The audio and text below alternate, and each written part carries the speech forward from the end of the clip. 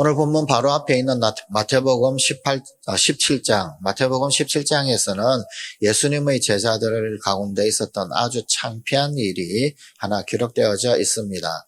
예수님께서 산 위에 오르셔서 엘리야를 만나고 모세를 만나셨던 그 변화산에 놀라운 일이 있었을 때 산 아래에 있는 제자들에게 어떤 한 아버지가 찾아왔습니다. 사연인즉슨 아들이 귀신에 들려서 불에도 넘어지고 물에도 넘어지고 그러는데 그 귀신 쫓아내어 고쳐주기를 구했습니다. 그런데 이 제자들이 고쳐주지를 못했습니다. 결국은 예수님께서 산에서 내려오셔서 그 아들을 고쳐주셨습니다. 자, 그런데 그 조그만 귀신 하나 쫓아내지 못한 그 제자들, 귀신 하나 쫓아낼 만한 그런 경건의 능력이 없었던 그들, 그런데 오늘 본문에서는 그들이 그저 천국에서 누가 크냐 그러며 높은 자리만 탐내는, 그래서 쓸데없는 변론만 일삼는 그런 제자들의 모습을 오늘 본문은 보여주고 있습니다. 높은 자리만, 또 누가 큰가 그것만 탐하던 그런 제자들 앞에서 주님은 어린아이 하나를 데려다가 가운데 세우시고는 말씀하셨습니다. 오늘 본문 3절 4절입니다.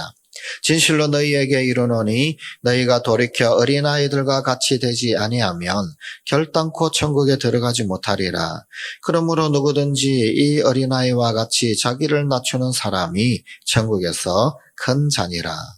자, 여기에서 주님은 제자들에게 두 가지를 말씀하고 계십니다. 첫째는 너희가 천국에서 누가 크냐라고 묻느냐, 어린아이처럼 자신을 낮추는 겸손한 자가 아니면 아예 천국에 들어가지도 못하느니라. 지금 그런 말씀입니다. 다시 말하면 너희처럼 큰 자, 작은 자 그런 것 따지고 거기에만 관심 가지는 그런 자는 천국에서 큰 자 작은 자 따지기는커녕 아예 천국에 들어갈 수가 없다. 천국 문턱을 넘지도 못한다. 지금 그런 경고입니다. 둘째, 천국에서 누가 크냐고 묻느냐, 오냐, 답을 해주마. 천국에서는 이 아이처럼, 여기 아이처럼 자신을 낮추는 사람, 그가 천국에서 가장 큰 사람이다. 그렇습니다. 낮추어야 합니다. 낮아져야 합니다. 낮아지지 않고서는 천국에서 크고 작고를 논하기 전에 아예 천국 문턱을 넘지도 못한다라고 하는 주님의 경고, 마음 깊이 새겨야 합니다.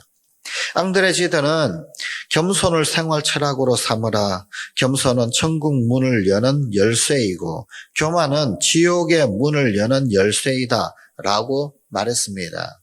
어거스틴도 이런 말을 했습니다. 신앙의 요건은 첫째도 겸손, 둘째도 겸손, 셋째도 겸손이다. 영국에 있는 유한 웨슬레 기념관에 가게 되면 그 입구가 그렇게 크지가 않습니다. 입구가 좀 작습니다. 그래서 머리를 숙여야 그렇게 들어갈 수가 있습니다. 수도사였던 안토니는 이런 말을 했습니다. 영안으로 온 세상을 보니 마귀가 온 땅에 그물을 편 것을 보고 두려워 탄식하기를 누가 능히 이 그물을 벗어나겠는가 하니 한 천사가 대답하기를 겸손한 자만이 능히 이 마귀의 그물에서 벗어날 수 있다.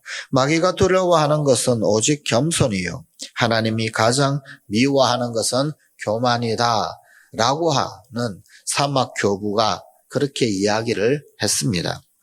겸손이라고 하는 말을 독일어로 하면은 데무트라고 하는 말을 사용합니다. 그런데 이 데무트라고 하는 이 말은 원래 힘이라고 하는 뜻이 있습니다. 그럼 무슨 말입니까? 겸손한 자가 진정한 힘이 있다라는 것입니다. 겸손이 나약한 것이 아니라 사실은 겸손은 엄청난 힘이라는 겁니다. 겸손이 능력이라는 겁니다. 파워라는 것입니다. 유대인들 속담에는 지식과 물은 높은 곳에서 낮은 곳으로 흐른다라고 하는 말이 있습니다. 물만 높은 곳에서 낮은 곳으로 흐르는 것이 아니라 지식도 낮은 곳으로 흐른다는 겁니다. 무슨 말이냐면은, 어떤 이치냐면은, 높은 마음, 오만한 마음에는 지식이 열릴 수가 없다는 겁니다. 오만한 그 마음에는 새로운 지식이 들어오지를 못합니다. 지식을 얻으려면 겸허해야 한다. 그런 의미의 유대인 속담입니다. 새 그릇 속에서는 물이 부패합니다. 그런데 놀라운 것은 나무 그릇 속에서는 물이 부패하지 않는다고 합니다. 그 이유가 뭐냐? 알고 보니까 이 나무 그릇은 물을 받아들인다는 거예요. 그 물이 촉촉하게 배더라는 겁니다. 하지만 새 그릇은 그렇지가 않습니다. 신앙도 낮은 자가 받아들입니다. 마치 나무 그릇이 그 물을 촉촉히 받아들이듯이 신앙도 낮은 자가, 겸손한 자가, 겸비한 자가 마치 나무 그릇에 물이 촉촉히 배듯이 신앙의 은혜도 촉촉히 배이게 되더라는 말입니다. 테레사 소녀가 어느 날 한 어린이의 상처를 아주 지극한 정성으로 보살피고 치료해주고 있을 때였습니다. 인근에 살던 주민 그 모습 보고 이렇게 물었습니다. 수녀님, 당신은 왜 이런 빈민촌에서 이렇게 일을 하십니까? 당신은 잘 살거나 혹은 높은 지위를 가진 사람, 또 편안하게 사는 사람들을 보면은 부러운 마음이 안 드십니까? 이런 삶에 만족하시나요? 그때 그 캘커타에서 봉사하던 테레사 수녀가 이렇게 대답했다고 합니다. 허리를 굽히고 사는 사람에게는 위를 쳐다볼 시간이 없습니다. 위를 쳐다볼 시간조차 없다. 잠언 16장 18절입니다. 교만은 패망의 선봉이요 거만한 마음은 넘어짐의 앞잡이니라. 야고보서 1장 9절부터 11절까지에 있는 말씀입니다. 낮은 형제는 자기의 높음을 자랑하고 부한 자는 자기의 낮아짐을 자랑할지니 이는 그가 풀의 꽃과 같이 지나감이라. 해가 돋고 뜨거운 바람이 불어 풀을 말리면 꽃이 떨어져 그 모양의 아름다움이 없어지나니 부한 자도 그 행하는 일에 이와 같이 쇠잔하리라. 겸손은 모든 덕의 뿌리입니다. 그리고 우리 신앙인이, 우리 그리스도인이 갖춰야 할 덕목 중에서 가장 중요한 덕목이 바로 이 겸손입니다. 기도하십시다.